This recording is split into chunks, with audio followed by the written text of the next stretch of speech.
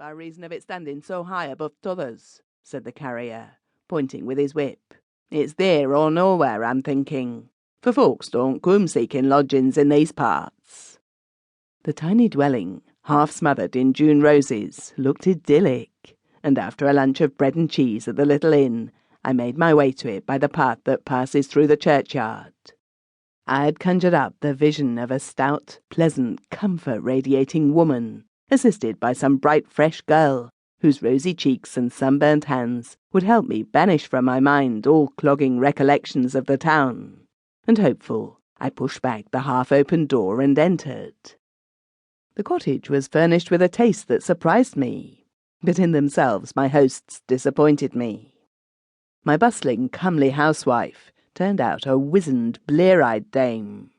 All day long she dozed in her big chair, or crouched with shriveled hands spread out before the fire. My dream of winsome maidenhood vanished before the reality of a weary-looking, sharp-featured woman of between 40 and 50. Perhaps there had been a time when the listless eyes had sparkled with roguish merriment, when the shriveled, tight-drawn lips had pouted temptingly. But spinsterhood does not sweeten the juices of a woman, and strong country air, though like old ale, it is good when taken occasionally, dulls the brain if lived upon. A narrow, uninteresting woman I found her, troubled with a shyness that sat ludicrously upon her age, and that yet failed to save her from the landlady's customary failing of loquacity concerning better days, together with an irritating, if harmless, affectation of youthfulness. All other details were, however, most satisfactory, and at the window commanding the road that leads through the valley towards the distant world, I settled down to face my work. But the spirit of industry, once driven forth, returns with coy steps. I wrote for perhaps an hour, and then, throwing down my halting pen, I looked about the room seeking distraction. A Chippendale bookcase stood against the wall, and I strolled over to it. The key was in the lock, and opening its glass doors, I examined the well-filled shelves. They held a curious collection, miscellanies with quaint glazed bindings, novels and poems, whose authors I had never heard of. Old magazines long dead, their very names forgotten.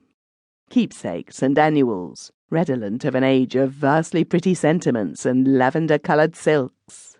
On the top shelf, however, was a volume of Keats, wedged between a number of the Evangelical Rambler and Young's Night Thoughts, and standing on tiptoe I sought to draw it from its place. The book was jammed so tightly that my efforts brought 2 or 3 others tumbling about me, covering me with a cloud of fine dust. And to my feet there fell, with a rattle of glass and metal, a small miniature painting framed in black wood. I picked it up, and taking it to the window, examined it.